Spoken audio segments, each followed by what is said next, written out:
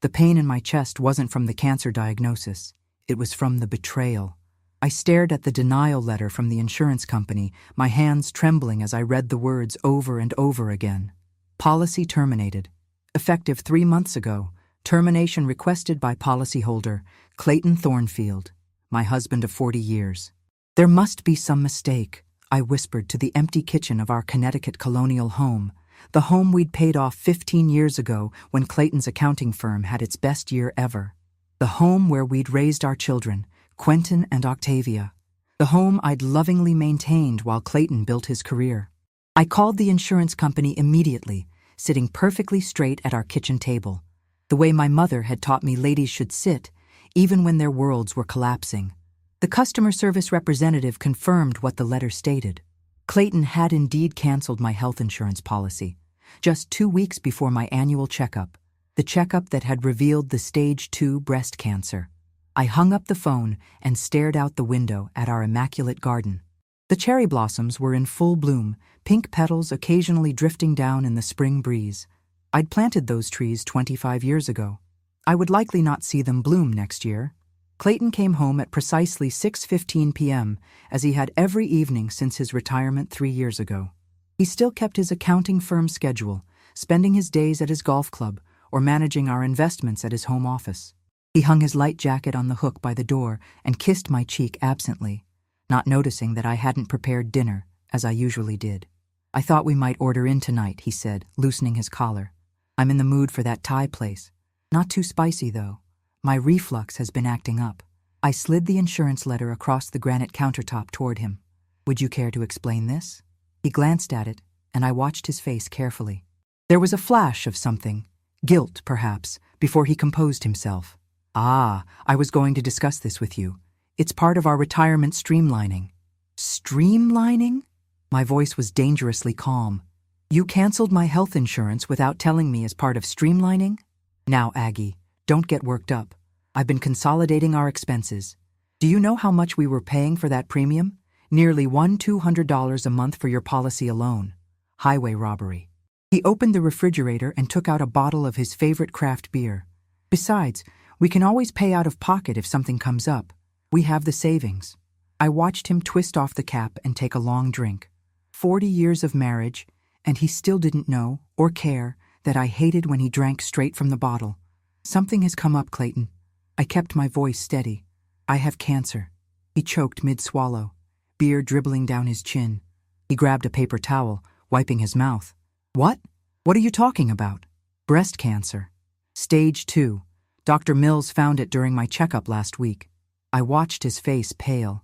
The checkup that was scheduled 2 weeks after you canceled my insurance, without telling me. Jesus Christ, Aggie.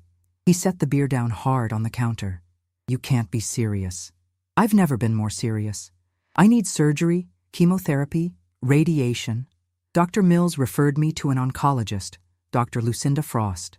I was supposed to see her tomorrow, but it seems I'll need to cancel that appointment. I folded my hands in my lap. Unless you'd like to pay the $500 consultation fee out of pocket. Clayton ran his hand through his silver hair I'd once loved to touch. Of course I'll pay it. This is terrible timing, but we'll figure it out. We have savings. Do we? I asked. Because I checked our joint account this afternoon. We have $23,000 in our checking account and about $70,000 in our emergency fund. Not nearly enough for cancer treatment without insurance. Clayton's expression shifted from concern to defensiveness. We have investments, Aggie. The retirement portfolio. Almost $1 million. In long-term investments that we'd face penalties for withdrawing early. And that's supposed to last us through our retirement. I took a deep breath. Why did you cancel my insurance, Clayton? The truth this time. He paced the kitchen, avoiding my eyes. It was costing too much. I've been concerned about our cash flow. The market hasn't been performing as well as expected. I thought we could save some money for a while, then reevaluate in a year or so. You made this decision about my health without consulting me. I make most of the financial decisions in this household, Aggie. I always have. The calm I'd been maintaining began to crack. Not decisions that put my life at risk. Don't be dramatic. How was I supposed to know you'd get cancer? You've always been healthy as a horse. I stood up slowly, my legs unsteady. I'm 63 years old, Clayton. Healthcare isn't optional at our age. He had the decency to look ashamed, but only briefly. We'll figure it out. I'll call the insurance company tomorrow, see if we can reinstate your policy. They won't cover a pre-existing condition. Not for at least a year. I had already asked this question during my call earlier. And I don't have a year. The reality of the situation seemed to finally hit him. Clayton sank onto a kitchen stool, his face ashen. What are we going to do? I don't know what you're going to do, I said quietly. But I know what I'm going to do. The next morning, while Clayton was at his weekly golf game with his retired colleagues, I visited our bank. Clayton had always handled our finances, but my name was on all the accounts. I had every legal right to access them. I'd like to transfer $800,000 from our joint investment account to a new account in my name only, I told the personal banker. Her eyes widened slightly, but she maintained her professional composure. Mrs. Thornfield, that's a substantial transfer. Are you sure you want to proceed? There may be penalties for early withdrawal from some of these investments. I'm aware of the penalties, I said calmly. And yes, I'm sure. 3 hours later, I had a new account at a different bank with $783,500, the amount after penalties. I had a new cell phone with a new number, and I had an appointment with Ramona Valdez, a lawyer recommended by my friend Winnie. Winnie had been livid when I told her what Clayton had done. We'd been friends since college, and she'd never liked Clayton. That miserly bastard! She'd fumed over the phone. Aggie, this is financial abuse. It's controlling, it's manipulative, and now it's endangering your life. I'd always defended Clayton to Winnie, making excuses for his controlling nature. He's just careful with money, I'd say. Or, he's looking out for our future. But there was no excuse for this. Not anymore. Ramona Valdez's office was modern and bright, with certificates covering one wall and family photos on her desk. She listened intently as I explained my situation, taking notes and occasionally asking clarifying questions. So you've transferred most of your joint savings to an account in your name, she summarized, and you want to know your legal options. Yes, I confirmed. I want to know if what I did was legal and what I should do next. Ramona leaned forward. Mrs. Thornfield, what you did falls into a gray area. As your name was on the joint accounts, you had the legal right to access those funds. However, in a divorce proceeding, if it comes to that, a judge might view this as an improper dissipation of marital assets. I'm using the money for medical treatment, I said firmly. Treatment I need because my husband canceled my health insurance without my knowledge. That will certainly help your case. Ramona tapped her pen against her notepad. Have you considered what you want your next steps to be? Do you want to remain married to Mr. Thornfield? The question caught me off guard. I'd been so focused on the immediate crisis that I hadn't fully processed the implications for my marriage. Did I want to stay married to a man who had potentially signed my death warrant to save some money? I don't know, I admitted. Right now, I just want to survive. That's a very reasonable priority, Ramona said with a gentle smile. Here's what I suggest. Secure your medical care first. Then we can discuss your options regarding your marriage. But protect yourself in the meantime. Change your passwords, secure your important documents, and maintain detailed records of all medical expenses. I nodded, feeling a strange mixture of fear and determination. Clayton will be furious when he discovers what I've done. Probably, Ramona agreed. But your life is at stake. Sometimes we have to make difficult choices to protect ourselves. As I drove home, I thought about how Clayton would react when he discovered the money was gone. He'd be angry, beyond angry. But for the first time in our marriage, I didn't care about his anger. I didn't care about keeping the peace or maintaining appearances. Our colonial house came into view as I turned onto our street. It looked the same as it always had. Stately, well-maintained, picture-perfect, just like our marriage had appeared from the outside. But now I knew the truth. The foundation was rotten.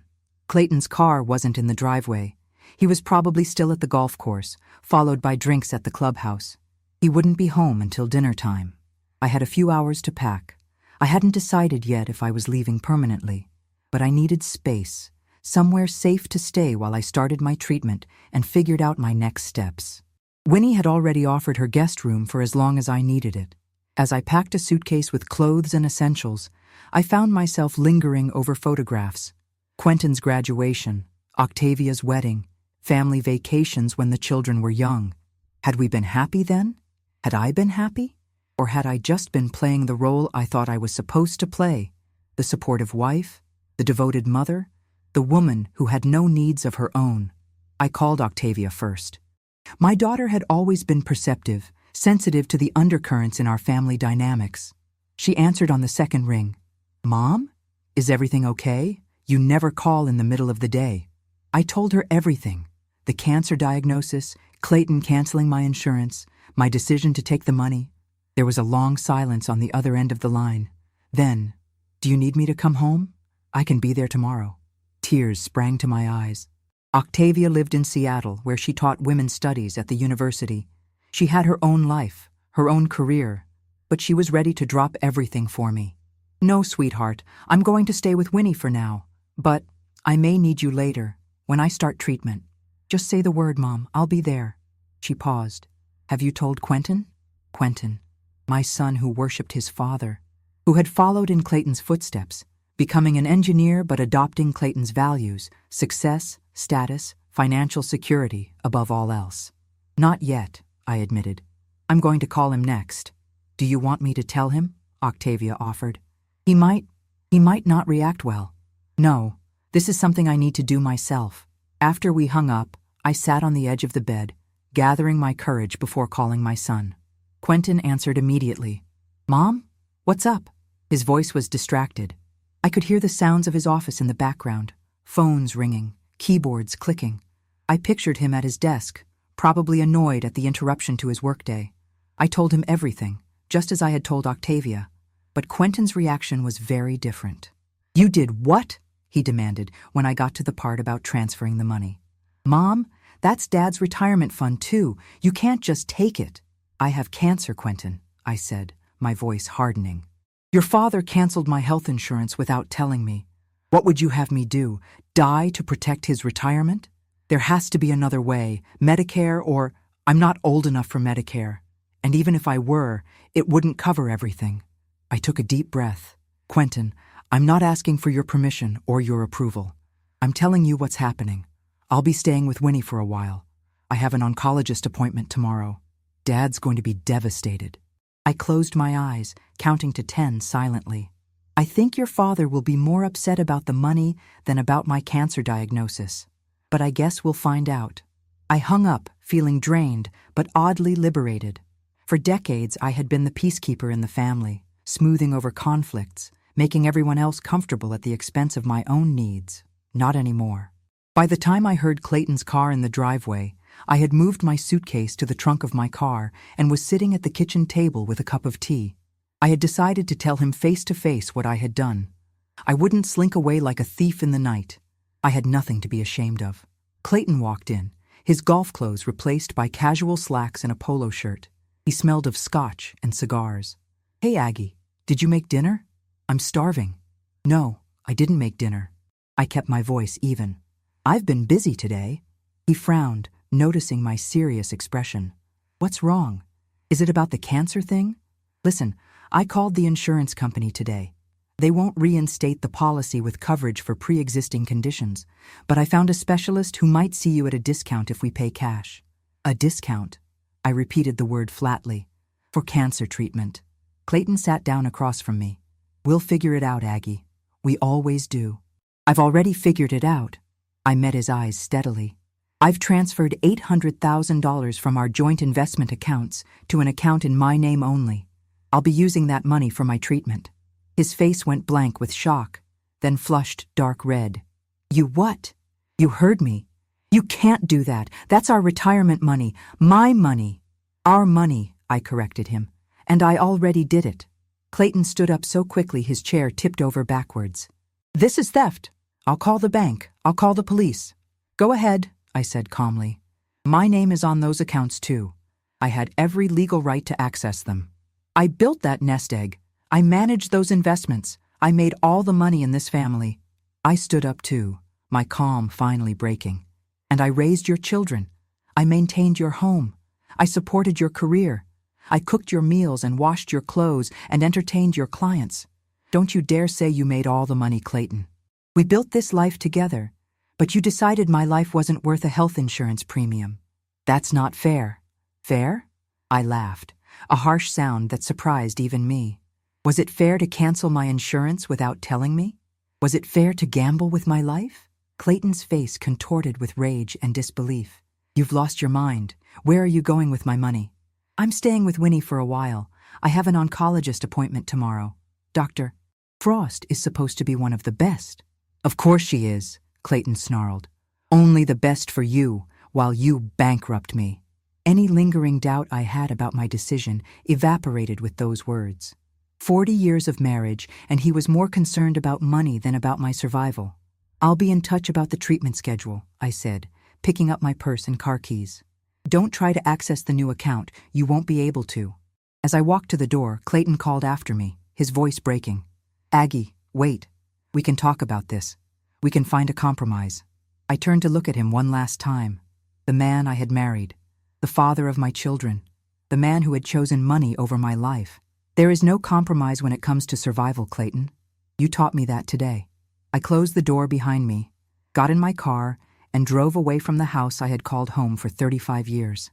I didn't cry. Not yet. There would be time for tears later. Right now, I had an appointment with Dr. Frost to prepare for. I had a battle to fight, and for the first time in decades, I was fighting for myself. Winnie's guest room was painted a soft blue, with white curtains that billowed in the evening breeze. It was nothing like the meticulously decorated spaces in my own home. This room had character. Books stacked on the nightstand, a slightly worn quilt on the bed, watercolor paintings by Winnie's grandchildren pinned to a corkboard. It felt more welcoming than any room in the house I'd left behind. You take as long as you need, Winnie said, setting down my suitcase. Mi casa es su casa, as they say. I sank onto the edge of the bed, the events of the day finally catching up with me. My hands trembled as I pressed them against my thighs. I did it, Winnie. I really did it. Yes, you did. She sat beside me, wrapping an arm around my shoulders. And it's about damn time. The tears I'd been holding back all day finally came.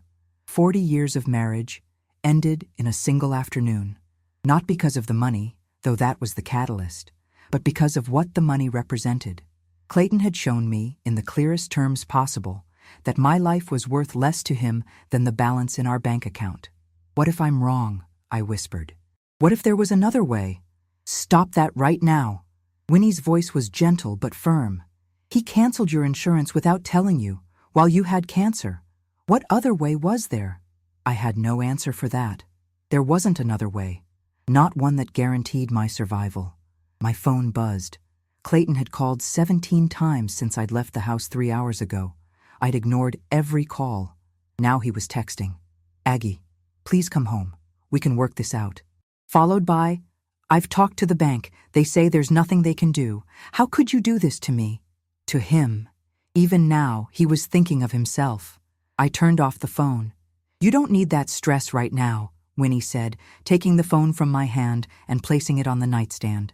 Right now, you need to rest. Tomorrow is your big appointment with Dr. Frost. Sleep didn't come easily that night. I kept replaying the scene with Clayton in my mind, seeing the shock and rage on his face when I told him I'd taken the money. 40 years together, and I'd never stood up to him like that. I'd voiced disagreements, of course, but I'd always ultimately deferred to his judgment, especially about money. Clayton had always controlled our finances. He'd given me an allowance for household expenses, questioning every receipt, every purchase. We need to be careful, he'd say. We need to save for the future. Our future. The future that now might not include me, thanks to his penny pinching. The irony wasn't lost on me. Clayton had been so focused on securing our financial future that he'd jeopardized my chance of having any future at all. Morning came with the chirping of birds outside my window. For a moment, I forgot where I was, reaching instinctively for Clayton beside me. The empty space jolted me back to reality. I wasn't home. I might never go home again. Winnie drove me to my appointment with Dr. Frost. The oncologist's office was in a modern medical complex attached to Boston General Hospital. The waiting room was filled with people at various stages of treatment, some bald from chemotherapy, others appearing outwardly healthy, but with the same anxious look in their eyes that I saw in the mirror. Dr. Frost was younger than I expected, maybe in her early 40s, with a warm smile and direct manner that I appreciated immediately. Mrs. Thornfield, I've reviewed your scans and the biopsy results sent over by Dr. Mills, she said, pulling up images on her computer screen. You have stage 2 invasive ductal carcinoma. It's confined to the breast tissue, but there's a small possibility it may have reached some lymph nodes. We won't know for certain until we perform surgery. The clinical terminology made it seem almost abstract, as if she were discussing someone else's body. But this was my cancer, my body, my life hanging in the balance. What are my treatment options? I asked, proud of how steady my voice sounded. I recommend a lumpectomy, followed by radiation and possibly chemotherapy, depending on what we find during surgery. The good news is that your type of cancer typically responds well to treatment. With appropriate intervention, your 5-year survival rate is quite high, over 90%. 90%. Those were good odds. Better than I'd feared. How quickly can we start? I asked. I have an opening for surgery next Tuesday, Dr. Frost said. I normally wouldn't be able to schedule so quickly, but we had a cancellation. Would that work for you? 5 days. Less than a week to prepare mentally for surgery. But every day we waited was another day the cancer could spread. Yes, that works, I said. I'll need to make some arrangements, but I'll be ready. Dr. Frost's office manager discussed the financial aspects afterward. The estimated cost for surgery, hospital stay, and follow-up treatments would be approximately $175,000, possibly more, depending on the need for chemotherapy. I wrote a check for the initial deposit without flinching. For the first time in decades, I didn't have to ask permission to spend money. It was liberating and terrifying all at once. As we left the medical complex, Winnie squeezed my hand. First step done, you're on your way. Yes, I agreed. But to where? The question lingered as we drove back to Winnie's house. Where was I going? What would my life look like after treatment? Would I return to Clayton? To our marriage? The very thought made my stomach clench. I needed to talk to my children. Quentin had called several times, leaving increasingly angry voicemails about my theft of Dad's money. Octavia had texted her support, offering to fly out immediately if I needed her. I'd told her to wait until after the surgery. That evening, I finally turned my phone back on and called my son. He answered immediately. Mom, where are you? Dad is beside himself. I'm safe, Quentin. I'm staying with Winnie. You need to come home. You need to give the money back. Dad says you took everything. Not everything, I corrected. I left about $200,000 in the accounts. And no, I'm not coming home, and I'm not giving the money back. I'm having cancer surgery on Tuesday. There was a pause. Surgery? So soon? Cancer doesn't wait, Quentin. Neither can I. Dad says he'll contest this in court. He says what you did is illegal. I closed my eyes, counting to 10 silently. Your father canceled my health insurance without telling me. He put my life at risk to save money. Do you really think a judge will side with him? He says he didn't know you were sick. No, he didn't. But he knew I was 63 years old. He knew health care isn't optional at our age. He made a calculated decision that his money was more important than my health. Quentin was silent for a long moment. I don't know what to think, Mom. This isn't like you. You've always been so reasonable. I almost laughed at that. Reasonable. Yes, I had been. Too reasonable, too accommodating, too willing to put everyone else's needs above my own. People change when their survival is threatened, I said quietly. Tell your father that if he wants to contest this in court, he's welcome to try, but it will be very public, very ugly, and very expensive, and he'll lose. After I hung up, I sat on the edge of the bed, my hands trembling slightly. I'd never spoken to my son that way before. I'd never threatened legal action against my husband. But cancer had changed the calculus of my life. Suddenly, the approval of others, even my own family, seemed far less important than it once had. Over the next few days, I prepared for surgery. Winnie drove me to pre-operative appointments. I signed forms, had blood drawn, underwent additional scans. I met with an anesthesiologist who explained the procedure in detail. Clayton sent flowers to Winnie's house, a lavish arrangement of lilies and roses that I knew must have cost several $100s. The card read simply, Please come home. We can work this out. I asked Winnie to donate the flowers to the hospital. The morning of the surgery arrived with a crisp autumn chill in the air. Winnie helped me pack a small overnight bag for the hospital. I'd be staying at least one night, possibly two, depending on my recovery. Octavia called, Winnie said as we drove to the hospital. Her flight lands at noon. I told her I'd pick her up and bring her straight to the hospital. Tears pricked at my eyes. Thank you for everything. Don't you dare thank me, Winnie said fiercely. This is what friends do. You'd do the same for me in a heartbeat. The hospital admission process was efficient, if somewhat impersonal. I changed into a gown, had an IV inserted, and waited. Dr. Frost stopped by to check on me before the procedure. Any questions before we get started? She asked. I had 1,000 questions, but none about the surgery. I wanted to know if I would live to see my grandchildren grow up, if I would ever feel safe again, if the hollow feeling in my chest, where love for Clayton had once resided, would ever be filled with something else. No questions, I said. I'm ready. The anesthesiologist administered the sedative, and I felt myself drifting. The last thing I remember before losing consciousness was the thought, this is the first day of my new life. I woke in the recovery room, groggy and disoriented. A nurse noticed I was awake and came to check my vital signs. How did it go? I asked, my voice raspy from the breathing tube. Dr. Frost will be in to talk to you soon, she said with a professional smile that told me nothing. I drifted in and out of consciousness for what seemed like hours, but was probably only minutes. When I fully awoke again, Octavia was sitting beside my bed, her hand resting lightly on mine. Mom, she said, her voice thick with emotion. How are you feeling? Like I've been hit by a truck, I admitted. But I'm alive. Dr. Frost arrived soon after, her face serious, but not grave. Mrs. Thornfield, the surgery went well. We removed the tumor and a margin of surrounding tissue. I also removed 3 lymph nodes for biopsy, as we discussed. And? I prompted.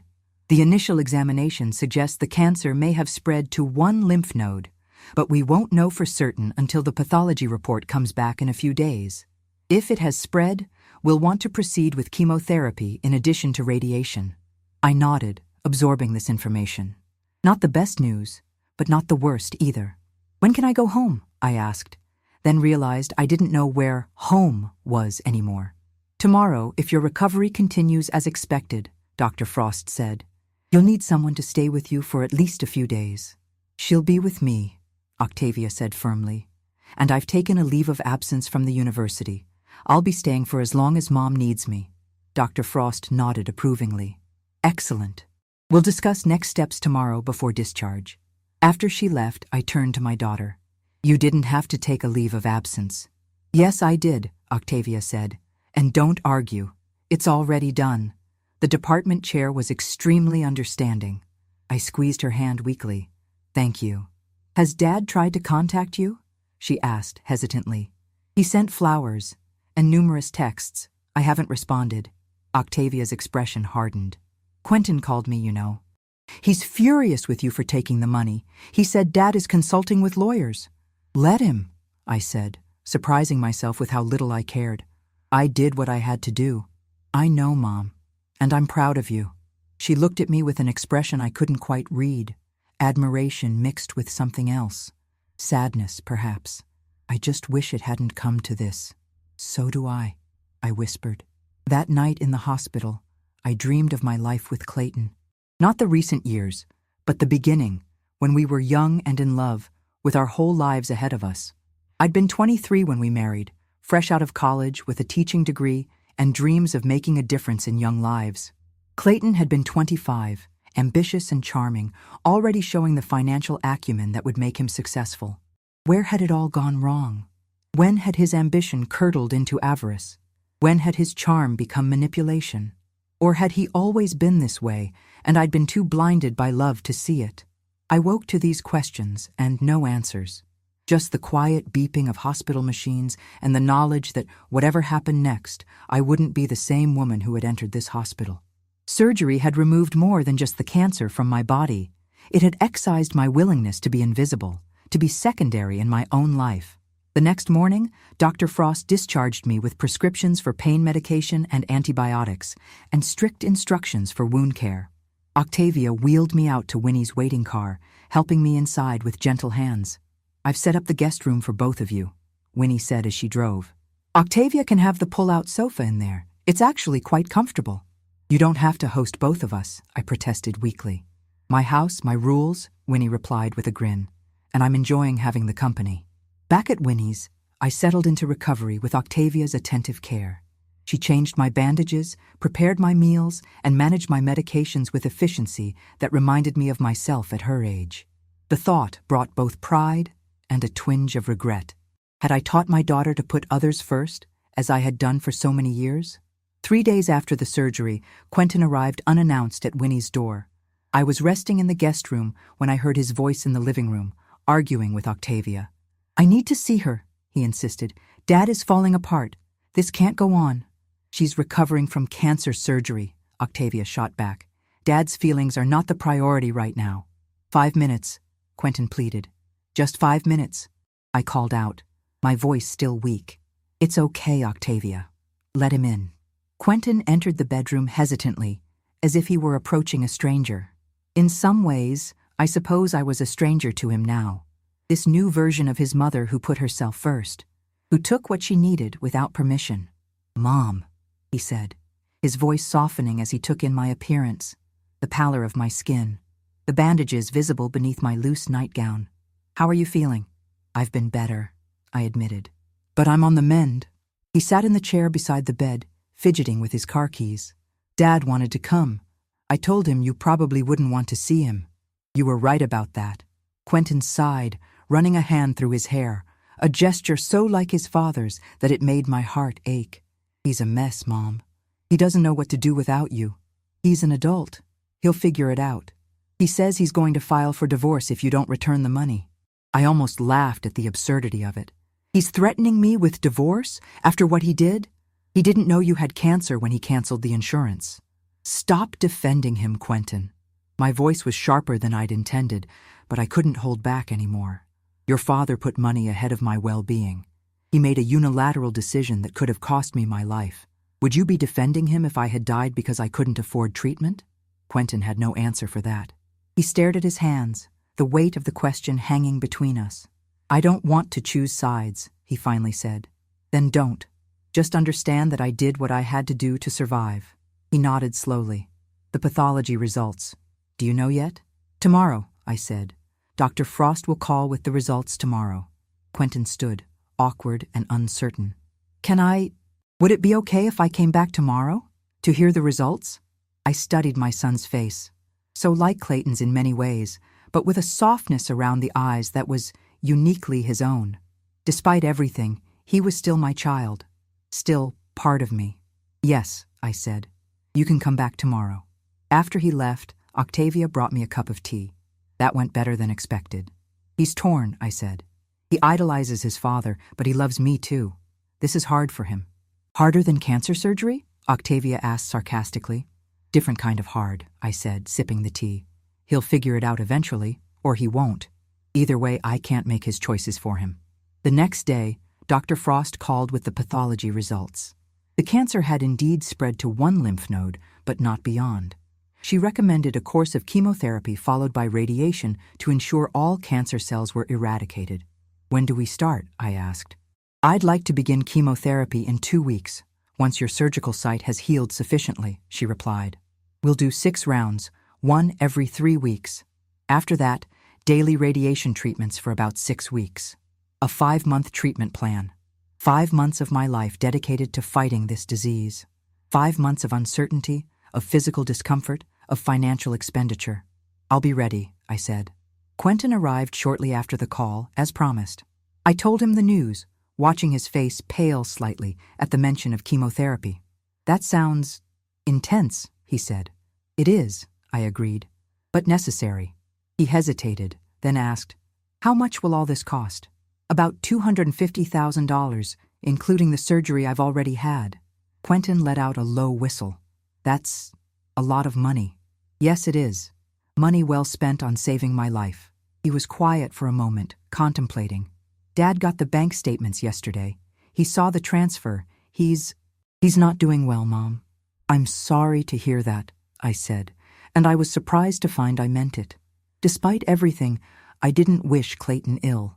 I just couldn't prioritize his well-being over my own anymore. He wants to know if you're coming back after your treatment. The question hung in the air between us. Was I going back? Could I return to a marriage that had been revealed as fundamentally unequal, to a husband who valued money over my life? I don't know, I answered honestly. I need to focus on getting well first. Everything else is secondary right now. Quentin nodded, accepting this answer for the moment. I'll tell him. As he stood to leave, he paused, then bent down awkwardly to kiss my forehead. Get better, Mom. Whatever happens with you and Dad, just get better. After he left, I lay back against the pillows, exhausted by the conversation and the emotions it had stirred. The path ahead was clear in terms of my treatment: surgery, chemotherapy, radiation. But beyond that, everything was uncertain. Would I return to Clayton? To our beautiful colonial home with its cherry trees and manicured lawn? To the life I had built over 40 years? Or would I forge a new path, alone but free to make my own choices? To prioritize my own needs without guilt or permission? These questions would have to wait. For now, survival was my only priority. One day at a time, one treatment at a time, one breath at a time. The cherry trees at home would bloom again next spring. Whether I would be there to see them was a question for another day. Today, I was alive. Today, I was fighting. And for the first time in decades, I was fighting for myself. Chemotherapy is a particular kind of hell. The sterile hospital room, the clear liquid dripping into my veins, the nurse's practiced cheerfulness, none of it prepared me for what followed. The nausea that came in waves, the bone-deep fatigue that made even lifting my head from the pillow a monumental task, the way food lost all taste and appeal.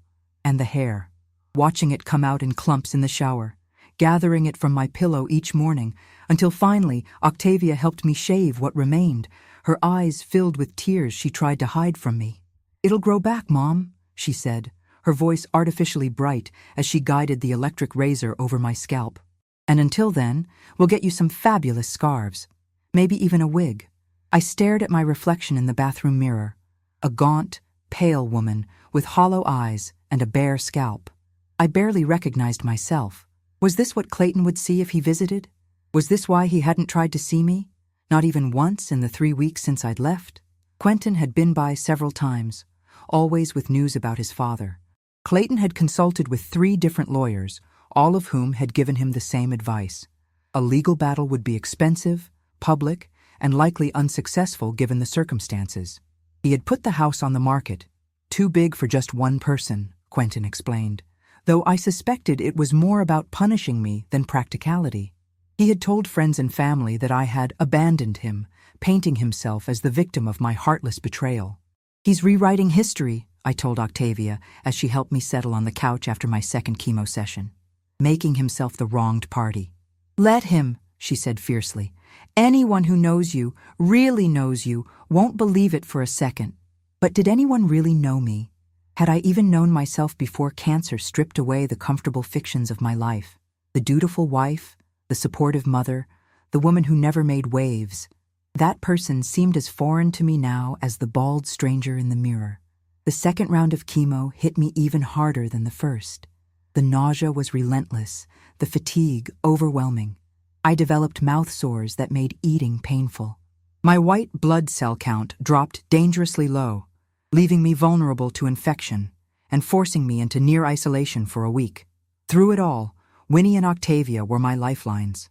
Winnie read to me when my eyes were too tired to focus on the pages. Octavia researched anti-nausea remedies, prepared bland foods I could tolerate, and helped me to the bathroom when my legs were too weak to carry me. Between the second and third rounds of chemo, I received a letter from Clayton's lawyer.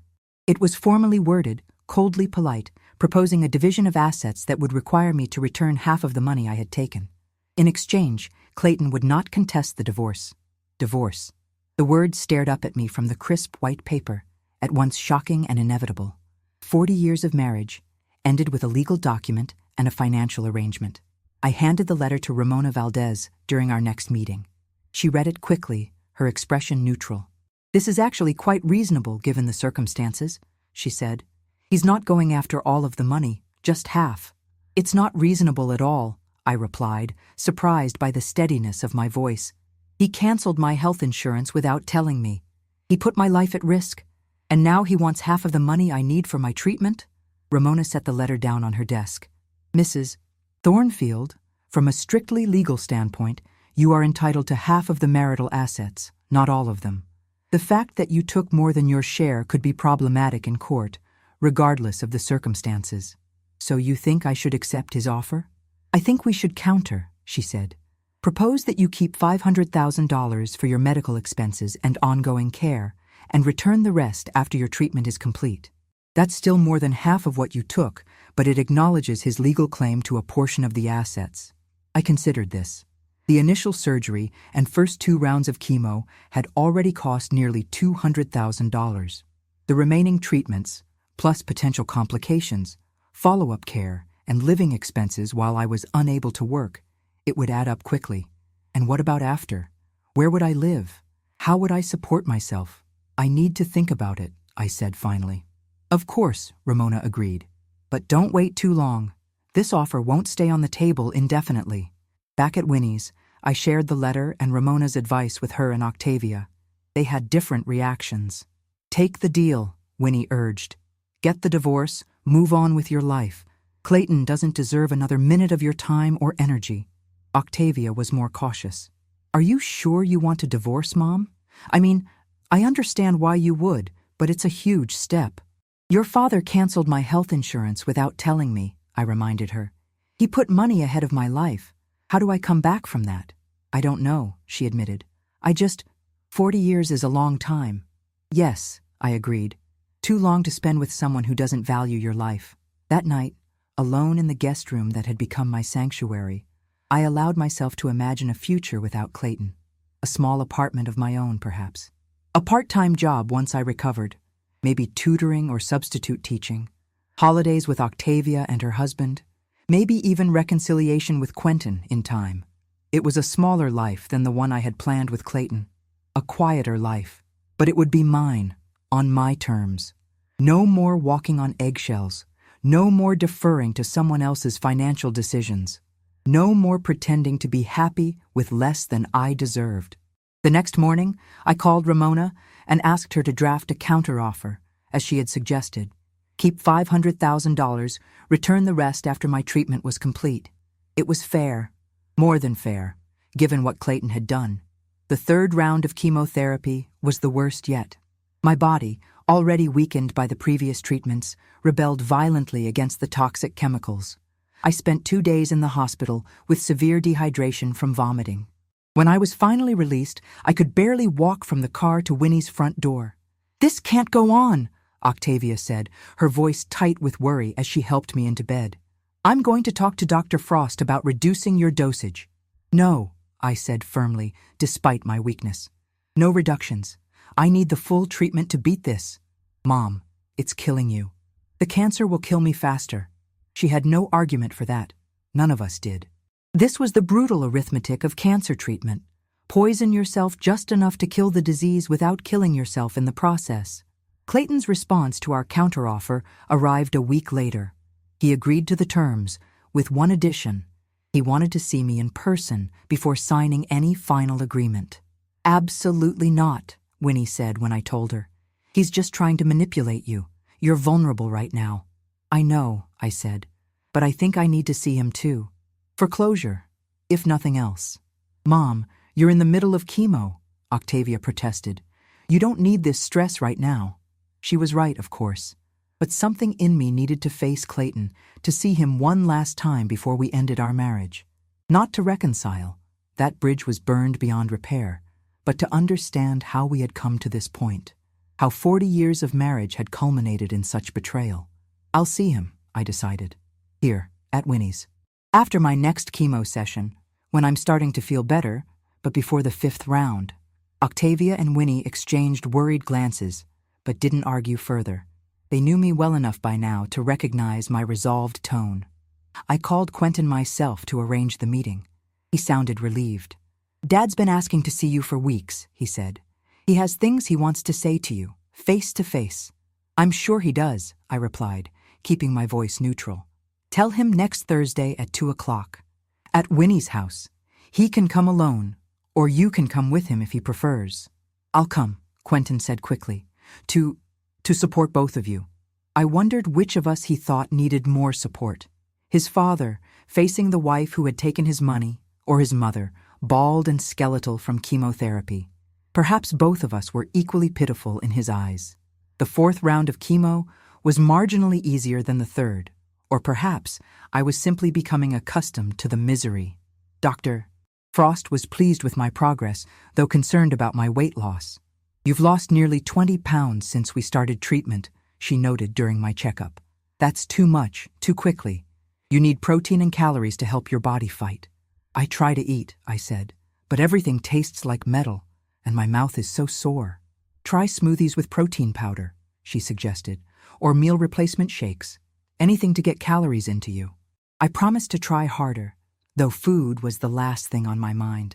The approaching meeting with Clayton occupied my thoughts almost exclusively. What would I say to him? What could he possibly say to me that would matter now? Thursday arrived with unseasonable warmth for late October. I spent the morning preparing myself mentally and physically for Clayton's visit. I showered, taking care with the central line in my chest. I rubbed lotion into my dry, papery skin.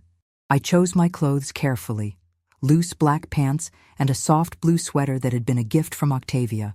I wrapped a patterned silk scarf around my bare head, arranging it to frame my face as flatteringly as possible. Not that there was much to flatter anymore. My face was gaunt, my skin sallow, my eyes sunken. Cancer and chemotherapy had stripped away any remnants of the attractive woman Clayton had married. I wondered if he would be shocked by my appearance. I wondered if I cared. Quentin arrived with Clayton at precisely 2 o'clock. My ex-husband-to-be had always been punctual, if nothing else. Winnie showed them into the living room where I waited, sitting in an armchair by the window. Octavia stood beside me, a silent sentinel. Clayton stopped short when he saw me, his eyes widening slightly before he controlled his expression. Had he expected me to look better? Worse? I couldn't tell. He looked older than I remembered, the lines around his mouth deeper, his shoulders slightly stooped. 3 months apart had aged us both. "Aggie," he said, his voice softer than I expected. "Thank you for seeing me." I nodded but didn't speak. What was there to say? Thank you for coming? I wasn't thankful. I was simply doing what needed to be done to move forward. Quentin hovered awkwardly between us, looking from his father to me and back again. "Should we sit down?" he finally suggested. Everyone took seats, Clayton on the sofa, Quentin beside him, Octavia perched on the arm of my chair like a protective gargoyle. Winnie had tactfully retreated to the kitchen, though I knew she was listening from there. "You look," Clayton began, then trailed off, apparently unable to find an appropriate word for my appearance. "Like someone with cancer," I finished for him. "Yes, I know." He flinched slightly. "The treatment is going well? As well as can be expected. 2 more rounds of chemo, then radiation."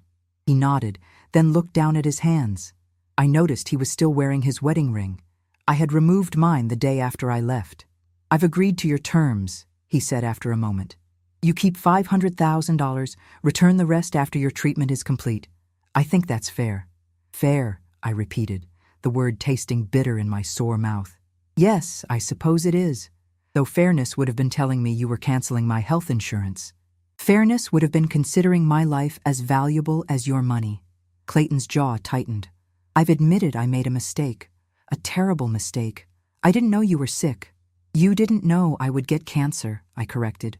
"But you knew I was 63 years old. You knew health care isn't optional at our age.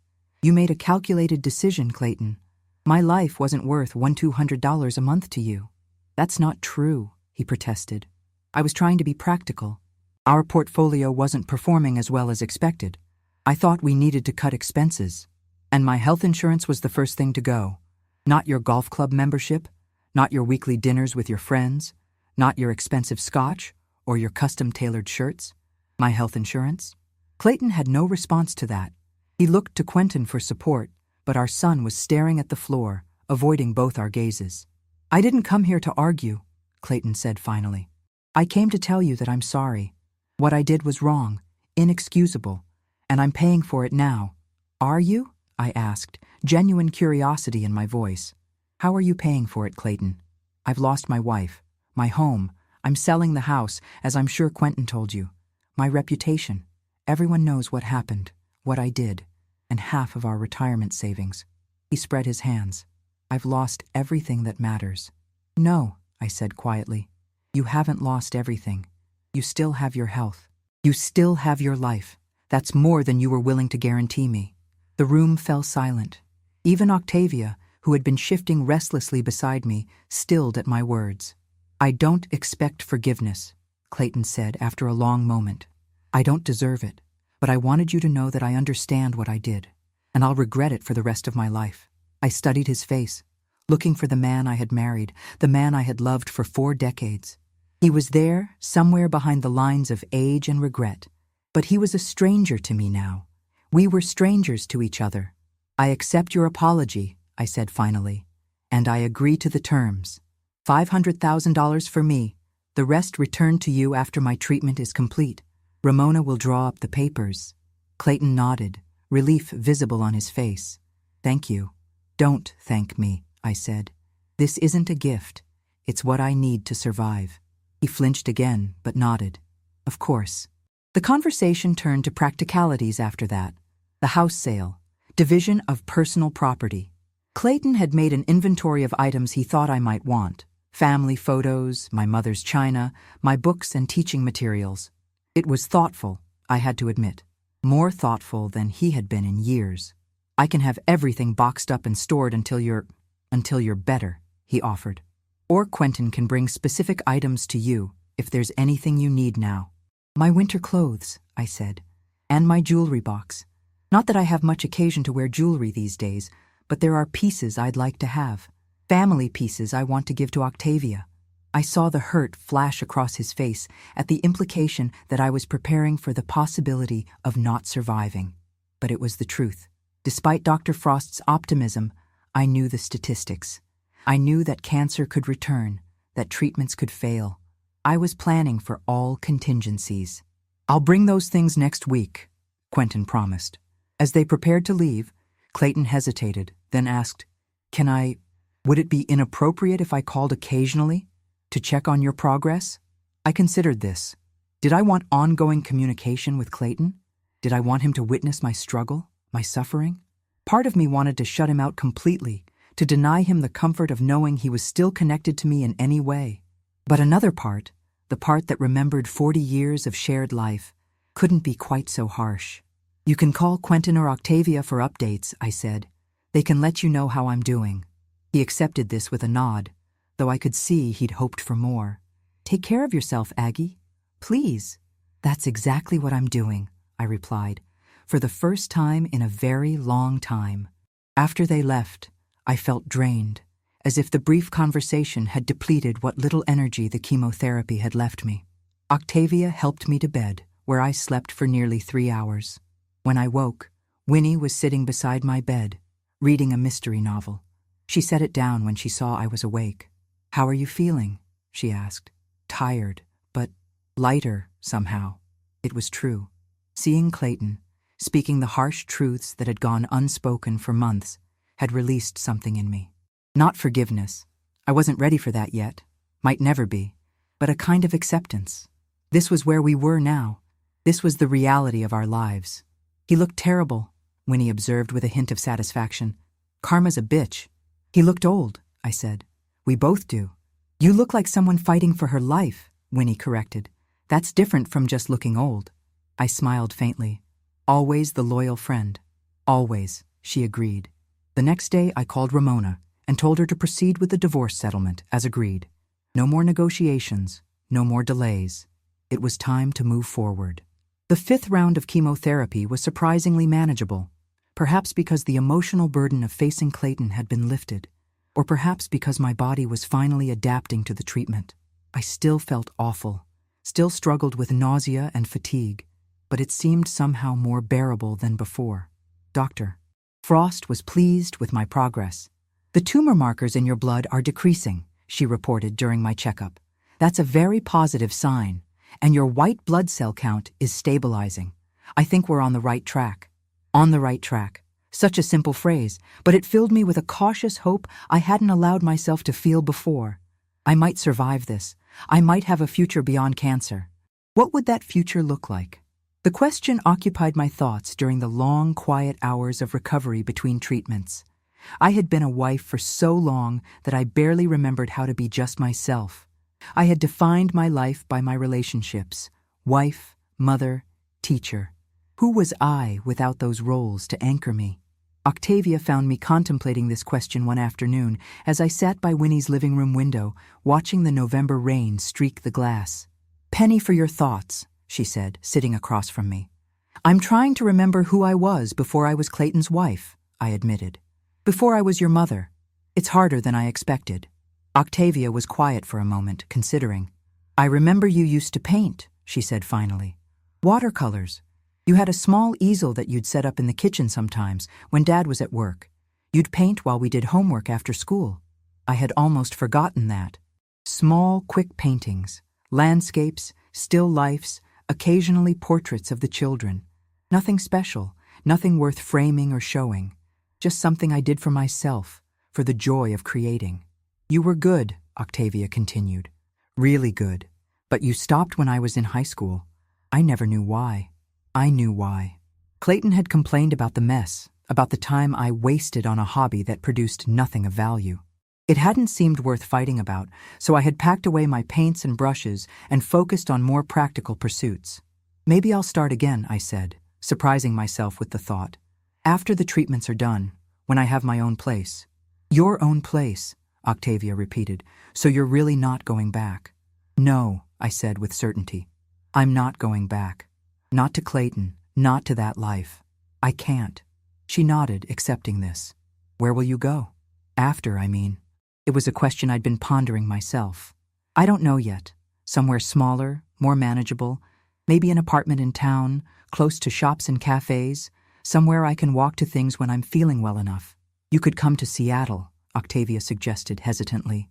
"Brian and I have plenty of room, and there are excellent medical facilities for your follow-up care." The offer touched me deeply. My daughter, inviting me into her home, her life, but I shook my head. "Thank you, sweetheart, but I need to find my own way now, my own place in the world." She understood. Of course she did. Octavia had always been perceptive, always seen beyond the surface of things. "Whatever you decide, I'll support you. We all will. All." Meaning Winnie, certainly. But would Quentin support whatever path I chose? Would he ever fully understand why I had to leave his father, why I couldn't go back? Time would tell. For now, I had one more round of chemotherapy to endure, then radiation. One more step on this journey that had begun with a betrayal and was leading me to, where? Independence, self-discovery, a life of my own making. The rain continued to streak the window, blurring the world outside. But inside, in my mind and heart, things were becoming clearer. I didn't know exactly what the future held, but for the first time in decades, I was the one who would decide it. Not Clayton, not cancer, me. Winter melted into spring, and spring blossomed into summer. My final chemotherapy treatment was in December, followed by 6 weeks of daily radiation therapy that left my skin burned and raw, but killed the last vestiges of cancer in my body. By March, Dr. Frost declared me in remission. Not cured, that word wouldn't be used for at least 5 years, if ever, but in remission. The cancer was gone, for now at least. "Your prognosis is excellent," she told me during my follow-up appointment. "The treatments were aggressive, but effective.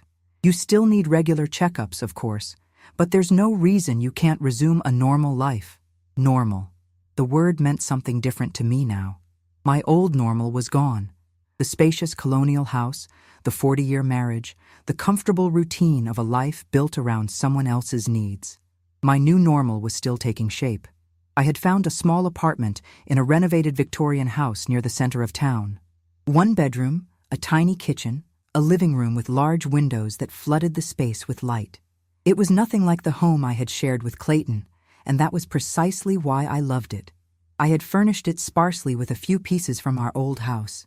My reading chair, some bookshelves, the antique desk that had been my grandmother's, and new items I had chosen myself, without considering anyone else's taste or preferences. The divorce was finalized in January.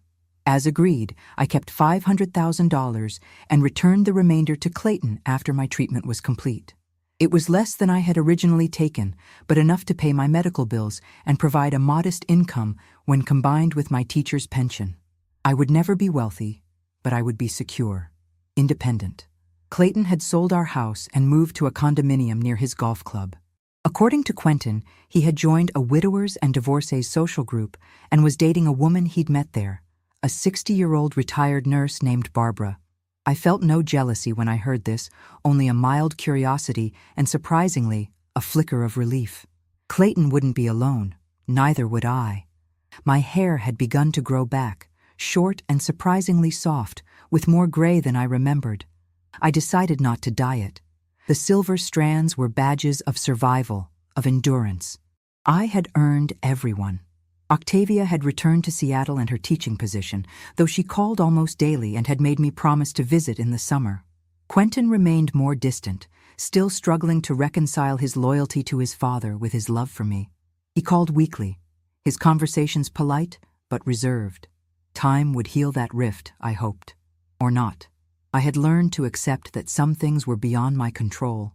What was within my control was how I lived now, the choices I made, the boundaries I set, the priorities I established. No more subjugating my needs to someone else's.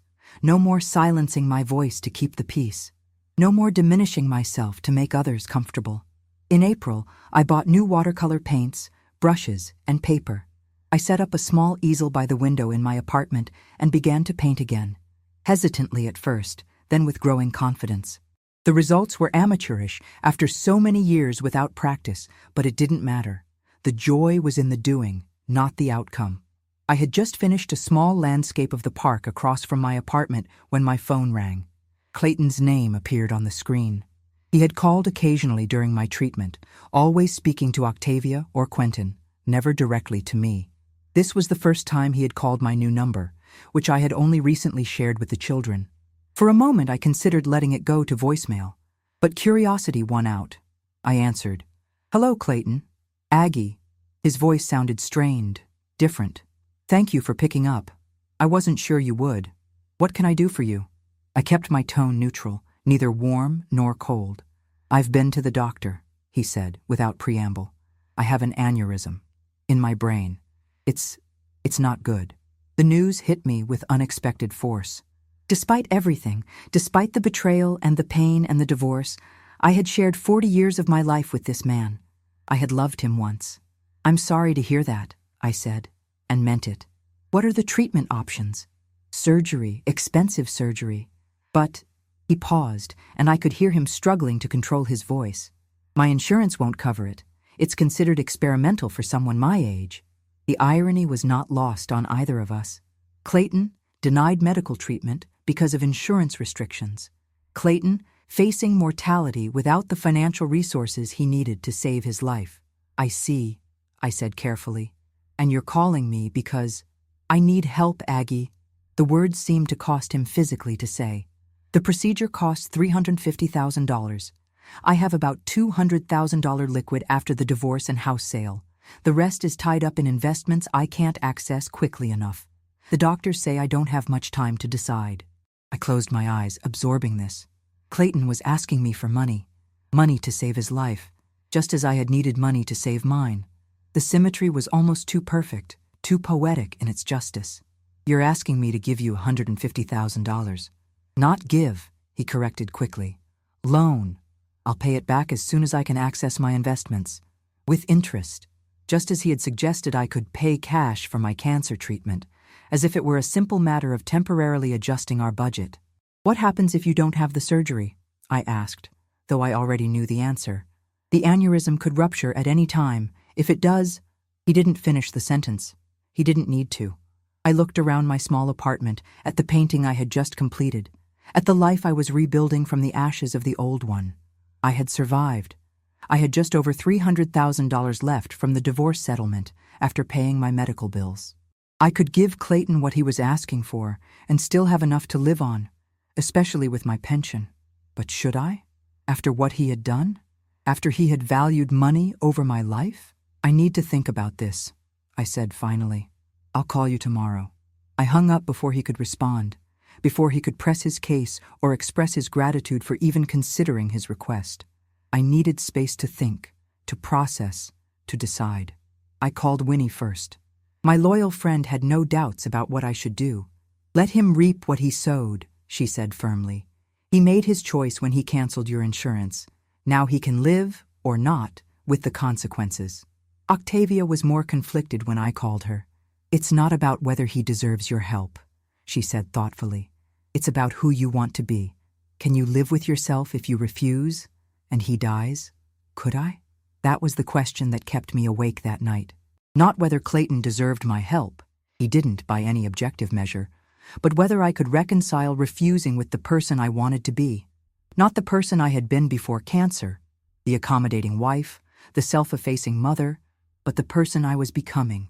The person who had survived, who was learning to put herself first without becoming selfish, who was finding her voice without becoming harsh. In the morning, I called Clayton. I've thought about your request, I said when he answered. I'll help you on one condition. Anything, he said quickly. Too quickly. The old Clayton would never have agreed to conditions without hearing them first. Fear had changed him, just as it had changed me. I'll pay for half of the procedure, $175,000. You'll need to find the rest yourself. Sell your condo, liquidate some investments early, whatever it takes. I'm not giving you the money. I'm matching what you can put together yourself.